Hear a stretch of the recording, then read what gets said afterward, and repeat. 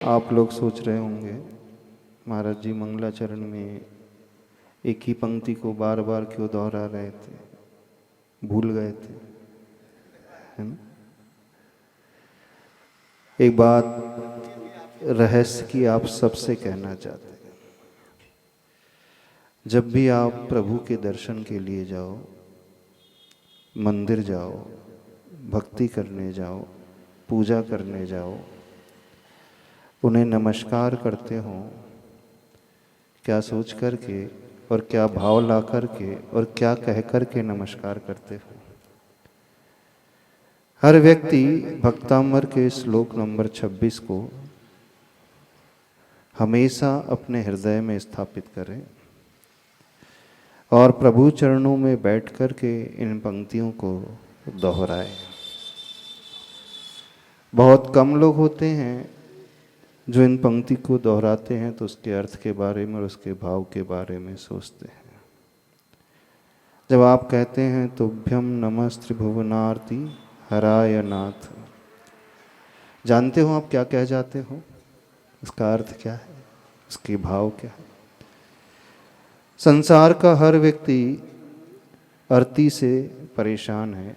अर्ति का अर्थ अर्थी नहीं लेना यहाँ, अर्ति का अर्थ है आर्त, दुख, कष्ट, परेशानियाँ, पीड़ा, बाधा, व्यथा, जो भी आप कह लो।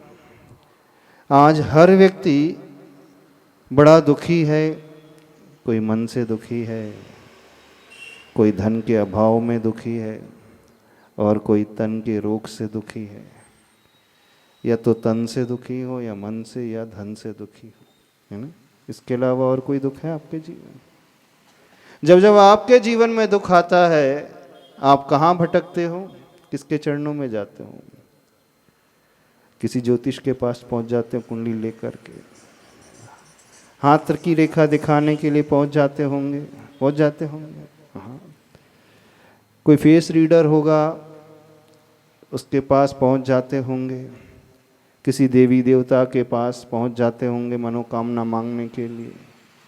घर में कोई बीमार हो और ठीक ना हो रहा हो, बहुत इलाज करा लिया, डॉक्टर के पास जाकर के दवाई नहीं लग रही है, फिर क्या होता है, कहीं और मन खोजने लगता है। किसी की ड्योढ़ी में किसी के दरबार में चले जाए और एक नारियल श्रीफल चढ़ा करके कुछ मांग ले, होता है। तो आप सबसे कहना चाहते हैं, जब भी आपका मन दुखी हो, जब भी आपके मन में वेदना हो, मानसिक वेदना हो, कोई तनाव हो, कोई विकल्प हो, कोई टेंशन गहरा हो गया हो, कोई भय का भाव आ रहा हो, डर का भाव लग रहा हो, कोई बहुत बड़ी चिंता सता रही हो, जब भी मानसिक रूप से आप दुखी हैं, किसके चरणों में जाना बताओ। इन प्रभु के चरणों में आ जाना, क्योंकि इन्हीं प्रभु के चरणों में दुनिया के सारे देवी देवता नतमस्तक हो जाते हैं। वो सौधर्मेंद्र अपने परिवार के साथ, असंख्यात देवों देवियों के साथ जाकर के इन भगवान के चरणों में डूब जाता है, इनकी भक्ति करता है। दुनिया का कोई भी देव देवी क्यों ना हो, वो यदि किसी का आश्रय लेते हैं तो सिर्फ वीतरागी प्रभु का आश्रय लेते हैं। और विडंबना है, आप लोग किसके चरणों में जाते हो, कहीं चोला चढ़ाने पहुंच जाते हो, है ना, कहीं चादर चढ़ाने पहुंच जाते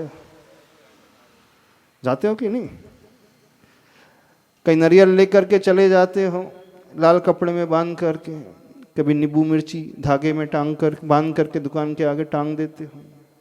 और क्या क्या करते हो,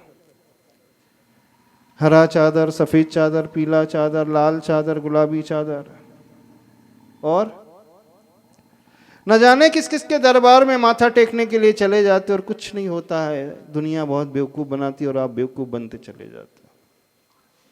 तो बेवकूफ़ बनने की कोई आवश्यकता नहीं है।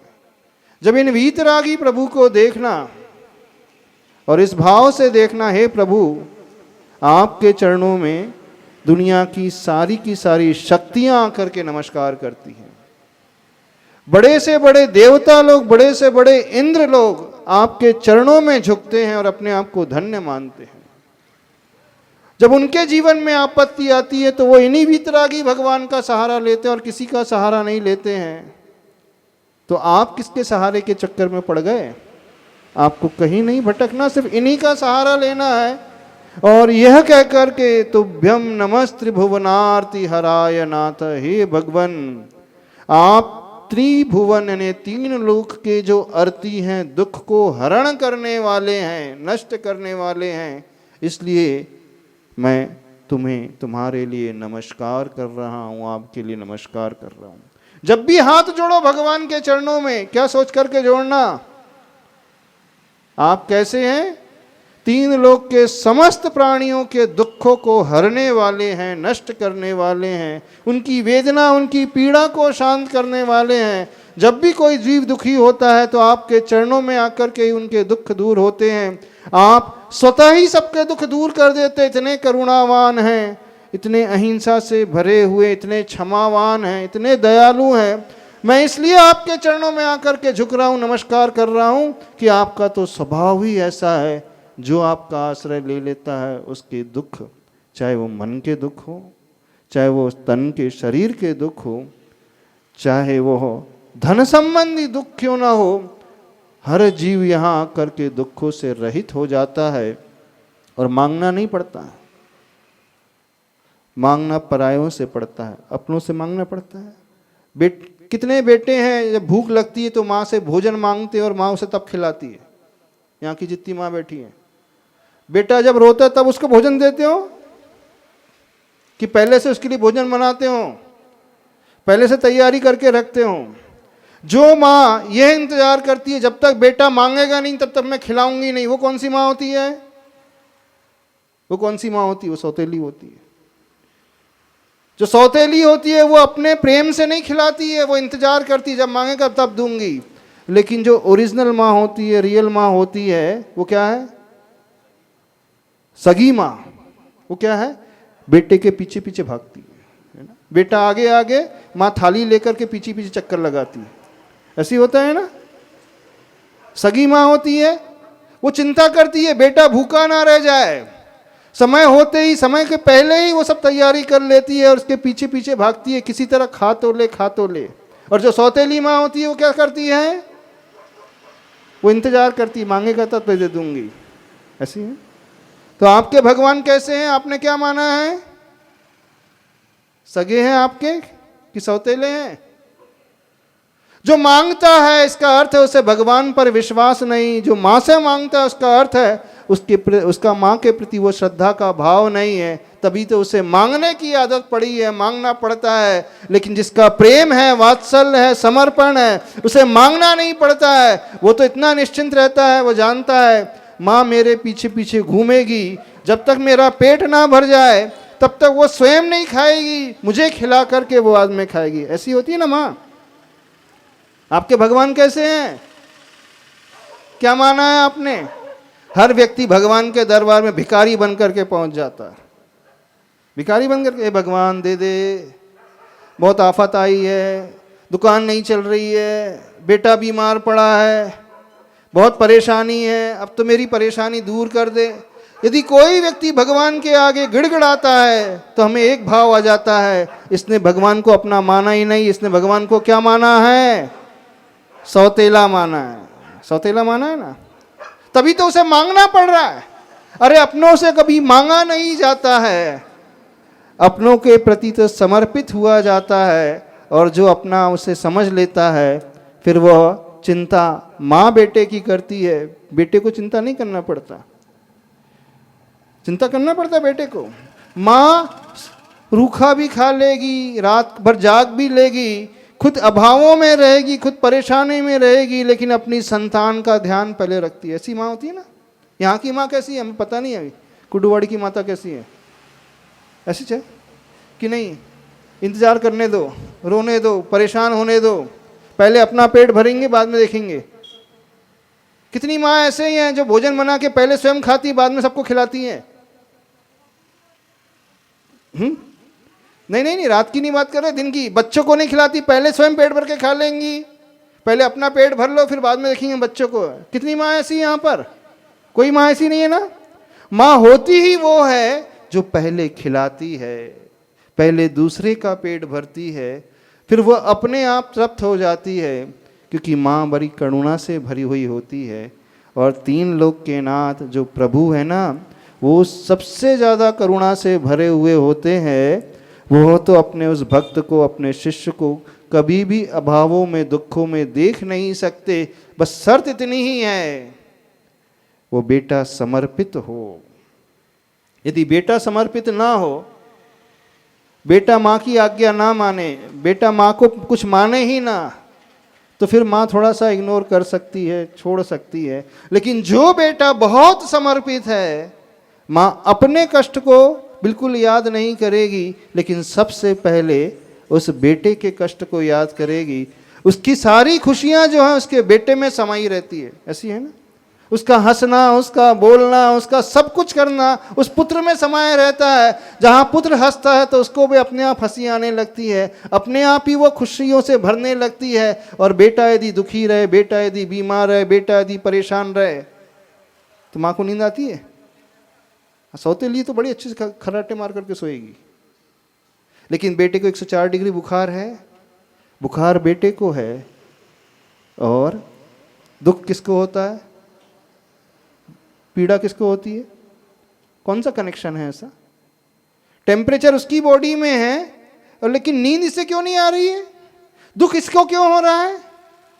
सिर उसका दर्द दे रहा है, परेशान ये है। ऐसा क्या होता है? आपको भूख लगी है, आपके बॉडी में टेम्परेचर है, कुछ नहीं है, फिर वो राग का भाव, वो अटैचमेंट का भाव, वो आसक्ति का भाव, वो वात्सल्य का भाव, वो करुणा का भाव उस माँ के हृदय में समाहित रहता है। इसलिए वो बेटे की पीड़ा को अपनी पीड़ा मान लेती है, और वो चुपचाप सो नहीं पाती है, रात भर जागते रहती है, उसके माथे को सहलाते रहती है। तापमान है, बुखार है, तो उसके माथे पे ठंडी पट्टी रखती रहती है, दवाई लगाते रहती है, और कामना करते रहती है। बस यही करती है ना। क्यों? क्योंकि उसका वात्सल्य उस बेटे के प्रति बहुत है। हमारे प्रभु कैसे हैं? आपने उन्हें प्रभु माना ही कहाँ है? आपने उन्हें करुणावान माना ही कहाँ है? आपने उन्हें वात्सल्य से सहित माना ही कहाँ है? आप सबने तो उन्हें सौतेला माना है। सत्य कह रहे, कड़वा सत्य कह रहे, क्योंकि आपका समर्पण नहीं है, तभी तो आप इधर उधर भटक जाते हो।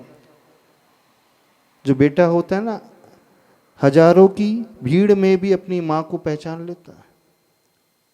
2 साल का भी बेटा हो, हजारों नारियां बैठी हो और एक जैसी ड्रेस पहन करके बैठी हो, विधान में एक जैसी सबकी ड्रेसेस है, सारी इंद्राणी बन करके बैठी हो, तो कहाँ जाता है? किसकी गोद पर जाके, किसकी गोद में जाके बैठते बताओ? सब एक जैसी गुलाबी साड़ी में पहन कर बैठी हैं, फिर भी पहचान लेता वो? कैसे पहचान लेता? उस 2 साल के बच्चे को कहाँ से समझ आ जाती है कि मेरी माँ कौन सी है? पहचान लेता ना, कंफ्यूज नहीं होता बिल्कुल। वो धीरे धीरे देख लेता है चेहरा, कहाँ बैठी, और खोज करके वहां तक पहुंच जाता है। उसका समर्पण है। लेकिन आप हो कि अपने भगवान को छोड़ करके दर दर भटकते रहते हो। यदि जो बेटा किसी की गोद में भी जाकर के बैठ जाए तो उसे समझ ही नहीं है, तो आप भी कहाँ भटकते हो, कहाँ किस किस दर में चक्कर लगाते हो। सोमवार को अलग, मंगल को अलग, गुरुवार को अलग, रविवार को अलग, शुक्रवार को अलग, है ना। 7 दिन के 7 दरवाजे। क्यों राजेश जी? 7 दिन के कितने दरवाजे? कि 1760 दरवाजे? कितने दरवाजे? जहाँ जाओ वहीं मुड़ पटक करके आ जाते हो। जैसे 25 रुपए का श्रीफल है ना, वैसे ही आपका श्रीफल जो है, शीर्ष फल, उससे भी सस्ता घटिया है। जहाँ जाओ वहीं पटक करके आ गए। ऐसा है? इतना कीमती है? ऐसी वैल्यू है आपके सिर की? नहीं है ना। तो अपनी वैल्यू, सिर की वैल्यू समझो, अपने प्रभु की वैल्यू समझो, अपनी उस माँ की वैल्यू समझो। आप किसके दरबार में जा रहे हो, क्या कर रहे हो, कैसा कर रहे हो, उसे समझने की कोशिश करो। तो बस जब जब जीवन में आपको ऐसा लगने लगे, आपके भाव ऐसे लगने लगे, ऐसा कुछ होने लगे, तो इन तीन लोक के नाथ के पास जाना और यह कहना, तुभ्यम नमस्त्रिभुवनार्ति हराय नाथ। हे भगवान, आप ही ऐसे हैं जो तीन लोक में रहने वाले हर प्राणी के अर्ति को अर्थात दुखों को नष्ट करने वाले हैं, हरण करने वाले हैं। आप ही ऐसे परम करुणावान हैं, आप ही परम क्षमा से भरे हुए हैं, आप ही परम वात्सल्य से भरे हुए हैं। मैं इसलिए आपके चरणों में आकर के अपने उस मस्तक को, अपने शीश को झुका रहा हूँ। मुझे और कुछ नहीं चाहिए, मुझे आपकी सिर्फ भक्ति चाहिए, इसके अलावा और कुछ नहीं चाहिए। एक बार इस भाव से भक्ति करके देखो, जीवन में चमत्कार आप स्वयं देखोगे, आपको अनुभव हो जाएगा। लेकिन ना जाने क्यों व्यक्ति प्रभु को अपना नहीं मानता है और इधर उधर के चक्कर लगाते रहता है, इधर उधर भटकते रहता है। जब जब ये लाइन पढ़ो, ये पंक्ति पढ़ो, ये भाव आना चाहिए, ये भाव अपने हृदय में ला करके झुक जाना, पूरे अपने आप को नतमस्तक कर देना, समर्पित कर देना। एक बार सौंप करके तो देखो, फिर आपको चिंता नहीं करना। जैसे वो बेटे की चिंता कौन करती है? माँ चिंता करती है। बेटा बड़ा निश्चिंत रहता है, उसे कोई अंतर नहीं पड़ता। घर में कुछ भी हो जाए, घर में किसी की गमी भी हो जाए, तो भी वो खेलता रहता है, उसके चेहरे पे कोई शिकन नहीं आती है। घर में कोई कमी भी है, अभाव भी है, तो भी वो निश्चिंत रहता है। घर में कुछ ना हो तो भी वो निश्चिंत रहता है, क्योंकि उसे पता है मेरा पेट भरने वाली, मेरा ध्यान रखने वाली मेरी माँ है। वो मुझे हर हाल में संभालेगी, खिलाएगी, पिलाएगी, मेरा ध्यान मुझसे अधिक रखेगी। लेकिन ये तब संभव होता है जब वह पूर्ण रूप से समर्पित होकर के जाता है। तो आपका समर्पण कैसा है अपने प्रभु के प्रति? बड़ा सौतेला है, बिल्कुल सौतेला है, अंतरंग से नहीं। सामान्य दिनों में तो हर कोई आ ही जाता है भगवान के पास। परीक्षा की घड़ी तो तब होती है जब विशेष आपत्ति हो, विशेष प्रतिकूलता हो। उस समय आपकी दृढ़ श्रद्धा, दृढ़ आस्था उन प्रभु के प्रति बनी रहे, तो मानना आप सफल हो रहे हो। तो हो जाओगे यहाँ के लोग सफल। हाँ, किसके चरणों में जाओगे आप? इन तीर्थंकर भगवान को छोड़ करके कहीं नहीं जाना, क्योंकि ये तीर्थंकर भगवान ऐसे हैं, जब उनका समो शरण लगता है, उस समो शरण में भूत, पिशाच, व्यंतर, सारे देव वहीं पे रहते हैं। चुड़ैल, डाकनी, शाकनी सब वहीं पे बैठे रहते हैं। जिनसे आपको डर लगता है, वे देवियां और वो देवता भी उनके चरणों में नतमस्तक होते हैं। वो सौधर्मेंद्र इनके चरणों में लौटता है, वो सौधर्मेंद्र उनके चरणों में डूब जाता है, और ऐसा डूब करके भक्ति करता है। उस सौधर्मेंद्र को देख करके लोगों को सम्यक दर्शन हो जाता है। भगवान के समोसरण को भगवान को देख करके नहीं होता। भगवान के उसने दर्शन नहीं किया अभी, उसने किसके दर्शन किया है? अपने स्वामी के दर्शन किया है, अपने राजा को देखा है।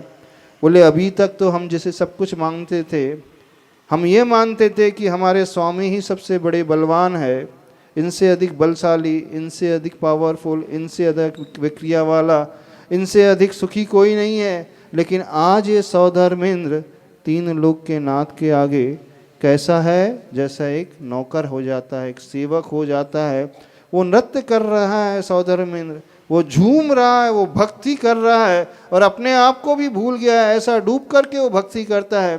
तो उसकी भक्ति को देख करके कई देवी देवताओं को सम्यक दर्शन हो जाता है। उनको विश्वास फिर तीन लोक के नाथ पर होता है। हाँ, इनसे बड़ी यदि कोई शक्ति है तो ये शक्ति कौन सी शक्ति है? ये जो समोसरण में बैठी हुई अद्भुत शक्ति है। आज हमें पता चला कि इनके चरणों में हमारे स्वामी जो हैं लोटपुट हो रहे हैं, नतमस्तक हो रहे हैं, तो हमारी स्वामी की कोई कीमत नहीं है। यदि सही कीमत किसी की है तो इन तीर्थंकर भगवान की है। तो भक्ति इस प्रकार से करो, डूब करके करो। और ये घबराने की कोई आवश्यकता नहीं। जीवन में जब आपत्ति होगी तो कोई हमें परेशान करेगा, कोई देवी देवता हमारे लिए बाधा डाल देगी, कुछ नहीं होता है। उनके चक्कर लगाने के बाद ही हमारी सब कुछ अनुकूलता बनेगी, वही देवी हमें दे देगी वरदान, वही देवता हमें दे देगा, कुछ नहीं होता है। अरे वे तो इनके चरणों में ही डूबे रहते हैं, भक्ति करते रहते हैं।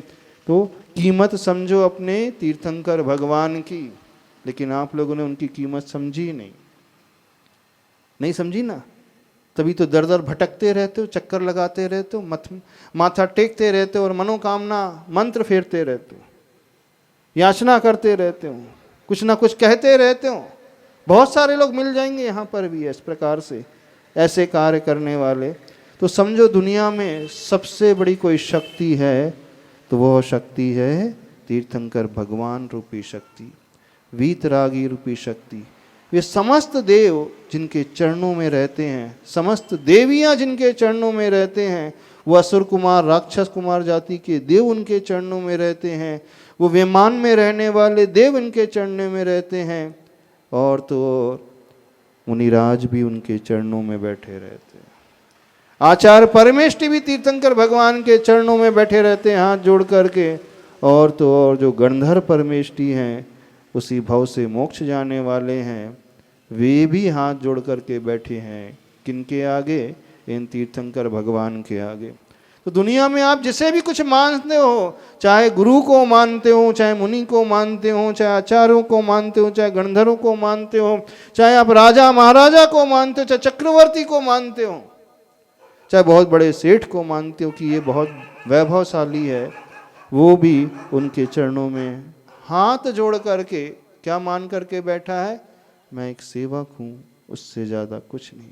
मैं एक किंकर हूँ, उससे ज़्यादा कुछ नहीं। मेरी कोई औकात ही नहीं है। भले ही दुनिया की दृष्टि में मैं बहुत बड़ा आदमी हूँ, मुझे में कोई कमी नहीं है, सारा वैभव मेरे पास है, सारी सुविधाएं मेरे पास हैं, लेकिन वहाँ पहुँचता है तो वो एकदम नतमस्तक होकर के हाथ जोड़ करके किंकर्तव्य विमूढ़ होकर के बैठा है, उसे कुछ सूझ नहीं रहा।